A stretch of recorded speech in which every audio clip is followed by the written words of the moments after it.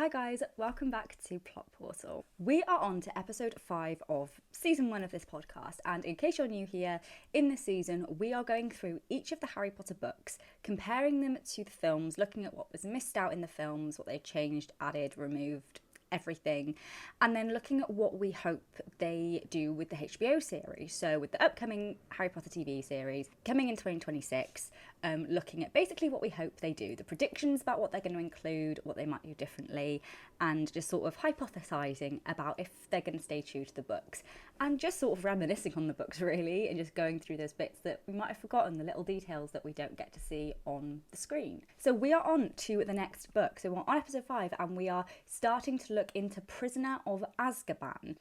We are now starting, as we're getting further on with each of the books, there's more and more things that are missed out in the films. Yeah, it's starting to get juicy. The list that I've been making for each episode of all the things is getting longer and longer, and this one is long. So we've got a lot of things to unpick and dive into. So let's just get started. Before I do, if you're enjoying this podcast, please give it a big thumbs up. I'd be so grateful, and make sure you're subscribed so you don't miss the new episodes that come out every Sunday.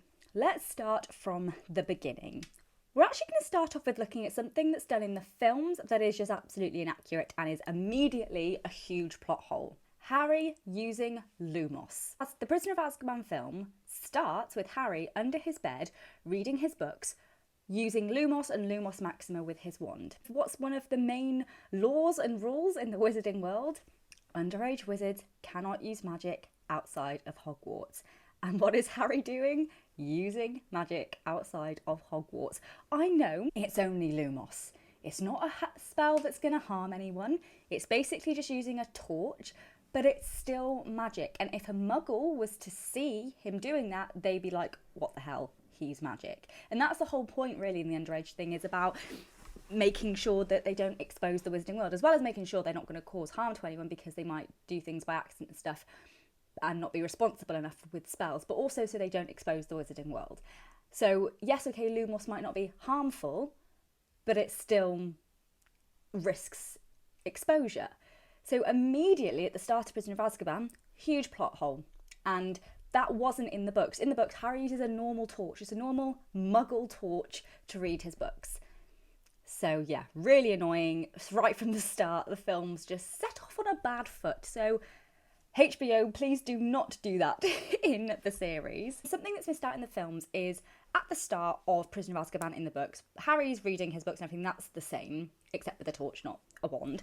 But then also we see Harry opening his presents. It starts off on his birthday, like most of the books do, and Harry is opening presents that his friends and everyone from the Wizarding World have sent him. They've sent his presents to Privet Drive, or I think they've given them to Hedwig to give to Harry. So he's got presents from Hermione, Hagrid, Ron, and he has them in his room in Privet Drive, and he opens them, and that is like the start of Prisoner of Azkaban, and it's a really nice thing. I think, especially because like it's the first time he's had that, because Philosopher's Stone, he hadn't met them yet. Chamber of Secrets, Dobby had been hiding all the posts, and then finally Harry's been getting posts and he gets presents on his birthday, actual presents. It's the first time he properly gets things to open. So it's actually a really nice scene, and like he gets really thoughtful gifts. Like he's really impressed with Hermione's present because she gets him like a broomstick servicing kit and stuff, and he's like, wow, that's amazing. And it's just helps again build those friendship bonds and everything, and I think it's just quite a nice wholesome scene. So I really hope that they include that in the HBO series. And then a small difference is in the films with Aunt Marge. We see her, she turns up to their house, and it feels like on the same day everything happens. She turns up, she blows up into a balloon and floats away. In the book, it's actually made clear this is over an extended period of time. I think she's there for like a week basically, and Harry is on like well behaved. You know, he's well behaved anyway, but on the Dursley standards, well behaved, stays out the way throughout the whole week. Meaning that he's looking very likely to get his Hogsmeade slip signed, because that was a deal that Vernon and Harry sort of struck up, was, Harry, if you behave well, I'll sign your Hogsmeade slip. And Harry's doing really well, everything's fine, and then it's the last day, either the day she's due to go or the day before she's due to go, when everything kicks off in the kitchen. Harry's actually sat with them at the table in the books, and also Marge only floats up to the ceiling. She doesn't go floating out into Surrey and flying round and, you know, wherever, because A, how would they have got her back? How would they have found her and everything? And also, it's a little bit like, surely that, majorly exposes the wizarding world if people just see her floating around.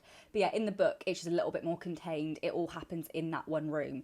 The same thing happens where she sort of blows up, inflates, but she just is basically floating around the kitchen and living room, like bumping the ceiling. And then people from the wizarding world go to the Dursleys to sort it out and everything. Another thing that's missed out in the films, which I actually think is really important and something that would be great for them to include in the series, is wizarding news being shown on Muggle TV. But obviously not being told they're wizards or whatever. So, for example, in Prisoner of Azkaban, in the book, when Sirius escapes Azkaban, this is all over the Muggle news, but it just says an extremely dangerous person's escaped prison. It doesn't say a wizard or anything like that. It just says someone who's, very dangerous has escaped. Basically explains that when there are these high case things happening, whichever world they're happening in, Muggle or wizard, both of them learn about it. And when it's, the Muggles being told, it's just done so in a way that is still able to hide the wizarding world identity. And this also comes later on in one of the future films. I believe it's Half-Blood Prince. There's a scene showing Muggle Prime Minister and the Minister of Magic sort of discussing, so it shows they know each other. Actually, also in Philosopher's Stone, when Harry defeats Voldemort as a baby, that's also going around sort of the Muggle world as well. Because there's these big events happening that, yes, it's happening in the magical world, but it still impacts the Muggle world, and it shows that. The books really well show that, how there is overlap, and this is how that overlap is dealt with. And I think it's important because otherwise that just does leave like a permanent question mark in the films of like, what are the Muggles thinking during all this time? Like, all these things are happening, like it's still going to affect them. But the book deals with that and explains, like, yes, we understand Sirius Black escape in Azkaban is going to affect everyone, and here we go, it's on the Muggle news. They are being told about it, just things have been omitted. And basically, that happens in the book, and that is where Harry first sees Sirius. He doesn't know he's a wizard at this point. He just thinks, oh, a mad prisoner's escaped. He sees a picture, and that's where he describes what he looks like. He's like a dishevelled man, greasy hair, all of that. He explains it from what he sees on the Muggle news that Vernon and Petunia are watching. And then it's only later on, when he's on the night bus, he sees the newspaper, that he then realises Sirius Black is a wizard, escaped out of Azkaban and all of that. But I just think it's a really key bit really to keep in. And if they can include all those bits throughout all the books that show that relation between the Muggle and wizarding world and how things are dealt with, I think that would be really important and just helps give more insight into the way the world in Harry Potter works. Then the night bus. So when the night bus turns up, it doesn't fully explain like how, it just appears and he's like, hello, what you doing down there, all of that. But it's because actually there is a specific thing you have to do to hail the night bus, and Harry does this unknowingly. You have to raise your wand arm and like be thinking that you need to get somewhere and that you need like help basically. And Harry does that unknowingly. It's when he sees the dog that he doesn't know what it is. He just sees a big dog. It obviously turns out to be Sirius, but we don't know this at this point. He sees it and he stumbles because he sort of gets scared and like trips over the pavement. Unconsciously and not purposefully, like lifts his wand arm and accidentally happens to do all the things you need to do in order to hail the night bus, which is why it then ends up turning up, because he is thinking like, what am I going to do? I have nowhere to go. So he's thinking that constantly. See the thing, falls back, lifts his arm, and then that, sort of not purposefully hails the bus. But it just, again, adds a little bit of explanation, because in the films it does just feel like that's just way too convenient that the night bus just turned up. Like, how did that happen? How did they know to go there? In the books, it explains that. It explains why it turns up. Even though it's just accidental and was just a little bit of like a good coincidence, good timing, it still explains it. And it's like, okay, that makes sense of why it just turns up. There is a reason to it. And then just a little detail in the book. So Harry pretends to be Neville when he gets on the night bus. In the film, he just doesn't give his name at all. Whereas in the books, he says he's Neville. He just uses Neville's name. And then when Harry gets to the Leaky Cauldron, in the films, it's Tom the innkeeper that, appears and welcomes Harry, shows him to his room and everything. In the book, it's the Minister of Magic himself, Fudge, is there as soon as Harry gets off the bus. He like hugs him and like guides him into the inn.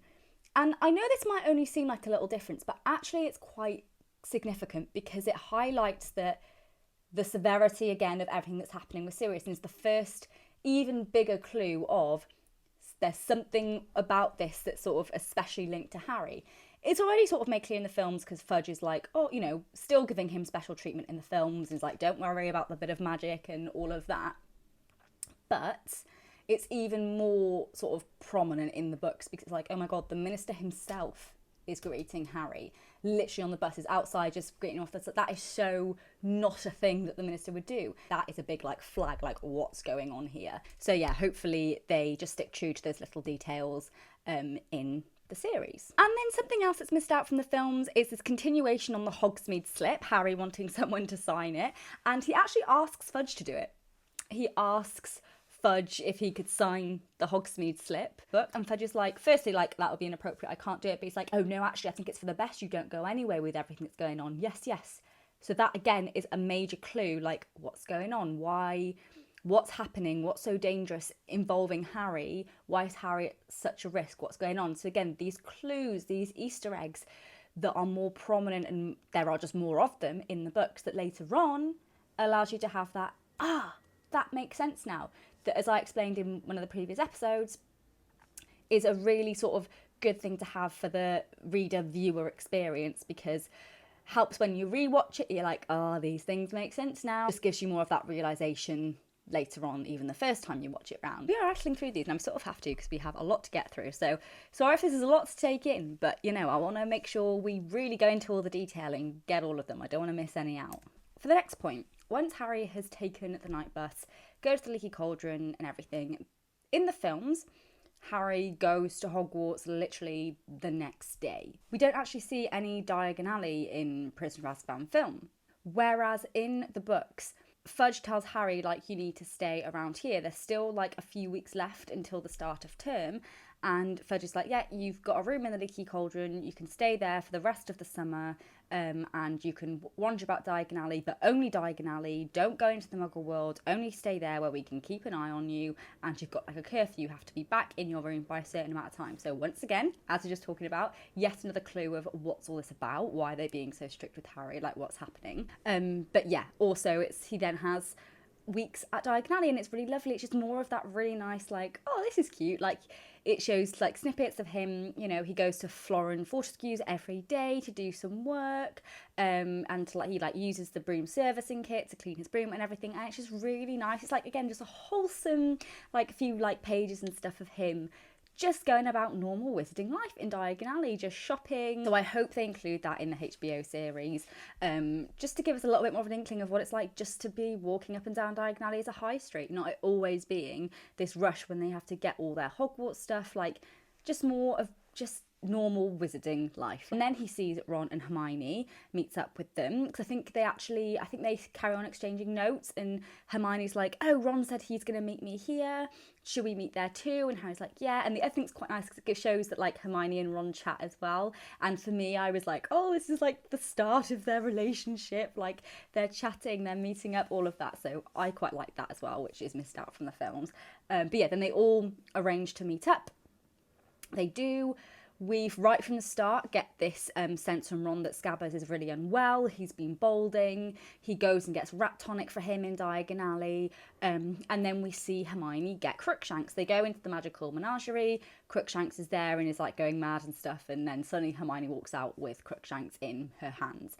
And so that's when all of that drama starts. So gives a bit more of build up to Scabbers and him being unwell from the start, coinciding, as we'll realise later, with it being announced that Sirius Black is back. And that again is more clear in the books. Like, it makes more sense at the end, like, oh, that's why the rat was so stressed, because he was understanding all the news going around about Sirius escaping and knew he'd probably be after him.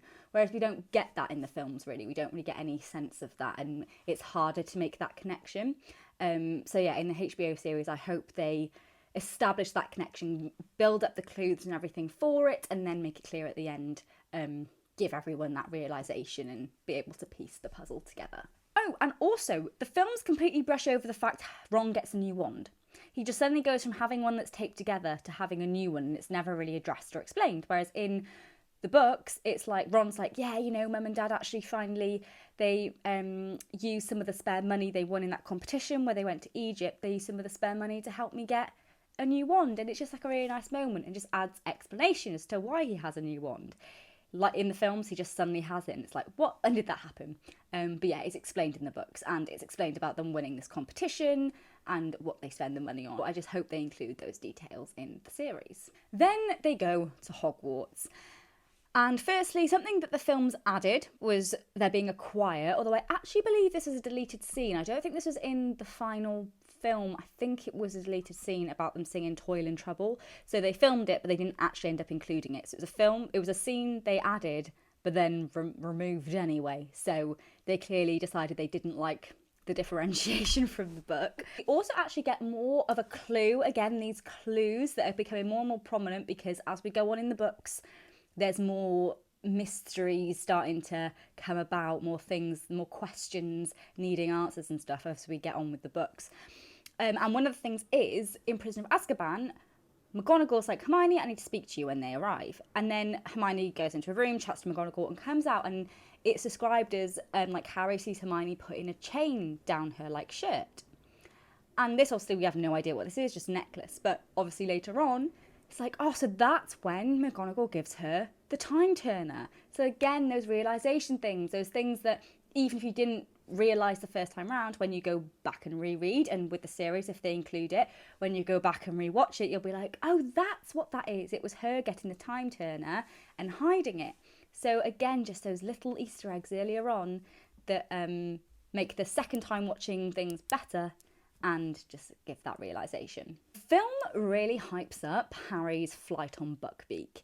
Like, he flies around, it's this huge scene, it's like, yeah, this is amazing, woo. In the books, no. Way less extravagant. Harry doesn't enjoy it. He's like hanging on like, oh my god, this is so scary. And he only flies around the paddock. He doesn't go flying across the Great Black Lake and everything. He literally just goes around the paddock and lands, and it's quite clear he doesn't enjoy a single second of it. Whereas in the film, it's made like a massive deal. And yeah, so that's just a bit of an odd change. I don't really think it matters which direction HBO go in. I think they may as well stay true to the book because, as I've said in every episode, if they don't stay true to things and they just copy the films, what's the point? Yeah, that is a bit weird how much the film actually changed that. Like, it's just like, okay, don't really know why they went down a different route with it. So something else with that Buckbeak scene is that in the films, obviously, Buckbeak knocks Draco over and it's all dramatic, extravagant, all of that. But that's all that happens. Buckbeak knocks Draco over, he makes a big deal out of it. In the books, Draco does actually bleed, like Buckbeak breaks his skin, makes him bleed, so it does actually seem a bigger deal in the books and actually is a little bit more serious because, like, okay, bless Hagrid, maybe it wasn't most sensible, like, this animal did make a student bleed. Draco still goes over the top, makes way too big of a deal of it and exaggerates it completely. So there's no dismissing that. Like, that is really the same in the books and the films. It's just, in the books, it is a little bit more like, okay, maybe this was a little bit unlucky, you know, sort of thing. So just a little difference. But you know, then Prisoner of Azkaban is where we get introduced into sort of future telling into Trelawney, which is in the films and the books very similar. However, in the books, there are many more bad omens that Harry has sort of throughout the whole book. In the films, it's only a couple. It's like a little bit more selective. There's not, you know, a bit more sporadic, whereas it's quite consistent in the films. There's lots of different omens that keep popping up. One scene in particular that I actually really like, and it actually has a bit of a deeper meaning, is basically Christmas at Hogwarts and Prisoner of Azkaban, which firstly is something else that's completely missed out in the films. There's no, like, nod to what happens at Christmas. In the books, only a few students stay for Christmas in Prisoner of Azkaban. Literally a few. Usually there's a few more, whereas at Christmas lunch there's like 13 or 14 people at a table. That's it. That's all the students that stayed at Hogwarts and teachers. And then there's a scene where Harry and Ron are in the hall, sat down with the teachers, and then Trelawney walks in late to Christmas dinner. Dumbledore stands, and then Trelawney's like, oh no, I can't possibly join and sit down because then there'll be 13 people at the table. There's 12 right now. She goes, I can't sit down because then it'll be 13, and then the first person who stands will be the first person to die. But Dumbledore's like, oh, just sit down, Sybil, basically. So she does sit down in the end, and then I believe Harry stands up first, And then, of course, that adds to Trelawney. It's like, oh no, you're in danger. You just stood at a table of 13. You're going to be the first to die. So it's, again, another omen. More of these things throughout the book. However, a little fun fact about that scene is that Dumbledore was actually the first person to stand when there was 13 at the table, because the person or thing that wasn't accounted for was Peter Pettigrew. Ron was sat at the table with Peter Pettigrew in his pocket, meaning that there was actually already 13 people sat at the table before Trelawney sat down and when she entered. And Dumbledore stood to welcome Trelawney. So he was actually the first person to stand at a table of 13. And out of all the people that stayed for Christmas that were at that table, Dumbledore is the first out of them to die. So it's actually a little bit of a like, oh, foreshadowing. But yeah, it's just that's a whole nother scene. Christmas at Hogwarts and Prisoner of Azkaban that's missed out. And there's just more of those omens and, again, little clues and things like that that lead to like bad things, that suggest bad things are going to happen. And sort of, yeah, Harry getting wound up about all of these death symbols and omens, basically. One actually major difference between Prisoner of Azkaban books and films is that in the book, this is where we get introduced to Cho Chang. Cho Chang doesn't appear at all in the Prisoner of Azkaban film, but she is in the book. That is her first appearance, because she is the new Ravenclaw seeker. And there's this whole thing about, you know, Harry thinks she's pretty. She distracts him during the Quidditch match. Her tactic is to basically trail and follow Harry really closely to find the snitch, basically use his skill to help her. And yeah, it's just she gets introduced there. And again, it just builds up that romance, because in the films, she just suddenly appears. There's just suddenly this new character that Harry fancies. There's no build up to it and no explanation really to who she is. Whereas in the books, we learn more about her, that she plays Quidditch. That's completely missed out in the films in itself. She's not a Quidditch player. And just has more of that build up. So then when we get to the next book, it makes more sense. Like, just helps to build some more foundations and build the characters more. As it looks like HBO are going to do a season per book, hopefully they'll introduce Cho Chang into season 3 and start building her character and her relationship with Harry early. So then it all makes much more sense, and there's just that more build up to everything happening. Okay, next, staying on the theme of Quidditch. So firstly, there's a scene in the films where Harry looks up and there's like the grim in the shape of a cloud. I've always found weird. I'm like, I think it's meant to be an omen. It's like he sees the grim, but not an actual grim. He sees it in the sky, so it's meant to be like a death omen. In the films, he doesn't see the grim in the sky. He actually sees the dog again. He sees the grim, so he thinks, or aka Sirius, in the stands, in the Quidditch stands. We later find out that it is Sirius. He says to Harry, oh, I hope I didn't give you too much of a fright. I really wanted to come and see you play Quidditch. You play just like your dad. And it's a lovely moment. It's like, oh, Sirius was watching him. You know, he came to see him, and then having that like chat after it. And that links James. It's just really nice. And also, there is an additional scene in the books that I really like. So after Harry's already started having his Dementor lessons, Expecto Patronum and everything, already had this situation where he fell off his broom, all of that. And then basically, after that, because Draco, Crabbe and Goyle are still trying to tease Harry, making fun of him for being scared of the Dementors, they turn up to one of the Quidditch matches and they stand at the bottom dressed as Dementors. But the weather's really bad and Harry doesn't realise. He just sees cloaked figures at the bottom, thinks it's Dementors because of the last time that happened during a game, and he uses Expecto Patronum on them. After the game, he catches the snitch, figures out it's Draco, Crabbe and Goyle. He used Expecto Patronum on Draco, Crabbe and Goyle.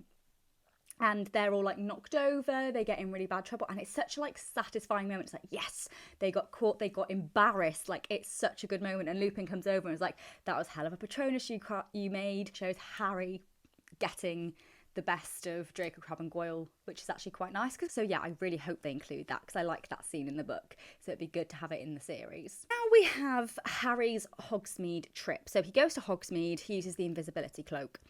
In the films, first there's only one Hogsmeade trip, whereas in the books it's actually a couple. And one of the times Harry goes in the books, he uses the invisibility cloak. And the same thing happens as in the films where they have a fight with Draco, Crabbe and Goyle. However, something else happens in the book. So he's having a fight with them, but then I think someone accidentally stands on Harry's invisibility cloak and it slips. And his head appears floating in midair. Well, that's what it looks like to everyone else because his cloak slips here. So Draco actually sees, they're having a fight, Draco is furious but also terrified because these invisible snowballs are being thrown at him, And then the cloak slips and Draco sees Harry and they like lock eyes, and then Draco runs. He runs to go and tell Snape to basically snitch on Harry. So Harry has to run back through Honeydukes back into the castle, and he manages to get out of the One-Eyed Witch as Snape is approaching. Snape approaches because he's already sort of guessed the One-Eyed Witch is probably the passage. He's like, well, look what we have here. Because Draco unfortunately does get to Snape first, and speaks and is, you know, basically ready to get Harry into loads of trouble now because he basically thinks he's been caught red-handed. But then Lupin comes and saves the day. I can't remember exactly what he says, but Lupin comes and basically rescues Harry and gets him out of trouble. But Lupin does have a go at Harry as well. You know, he's like, your parents risked their life for you and you're basically being reckless with it, and, you know, treating that really badly because you're just not, you know, people are telling you you're in danger and you're going about just with no regard for your own life, basically. So that's actually quite a nice moment, because there's a few more moments in the book where you get that sort of father figure for Harry and Lupin. And yeah, also that, like, the invisibility cloak slipping, Harry being seen, like, that also is like very high stakes. It's more where as a reader you're like, oh my god, what's going to happen? Is he going to get found out? And it's like, you know, all that tension, adrenaline. So I hope they include that in the HBO series. Also in Hogsmeade, in the books, Harry learns about Sirius and his relation to him on his own. He follows the Minister of Magic and Rosmerta upstairs in the Leaky Cauldron and McGonagall, and he hears the story just for himself, goes, gets upset, and then tells Hermione and Ron. Whereas in the books, the three of them actually learn about it together. So Harry is in, I think it's the first time they go to Hogsmeade, they're in the Three Broomsticks having a drink, and then they notice that the professors come in, and obviously Harry's like, damn, I'm not meant to be here. So he hides. He goes into the table and hides, and Ron and Hermione are just sat there like, oh. And then the teachers sat like next to them talk about all of that, and they're quite drunk, so they're talking quite loudly, and they explain everything about Sirius being Harry's godfather and everything. And then, like, at the end, I think they leave, Harry pokes his head up and Ron and Hermione are like, oh my god. So all three of them learn about that story together, which I think actually makes so much more sense, because it just adds unnecessary things in, Harry then having to explain the story to Hermione and Ron. It's like, that's not needed. Like, in the books, they all find out together, so no explanations or anything are needed. They are all understanding the same thing, are on the same footing, like, from the start. So to me, it just makes more sense for them all to learn about that together. And sort of from that moment on in the books, Harry goes through much more of like an emotional roller coaster in Prisoner of Azkaban. It almost mirrors what happens in Order of the Phoenix as well. So Harry really gets very, like, he just goes through a lot of anger in Prisoner of Azkaban. You know, learning about Sirius, him being his godfather, what he thinks he did to his parents. It's the first time he's starting to get answers for things and learning about things, learning about his past, his parents' past. And he goes through like a lot of anger and is very down, very upset, lashing out on people. And that's much more prevalent in the books. In the films, not so much. He deals with it quite well, really. He does have like a, I'm going to kill him and all that.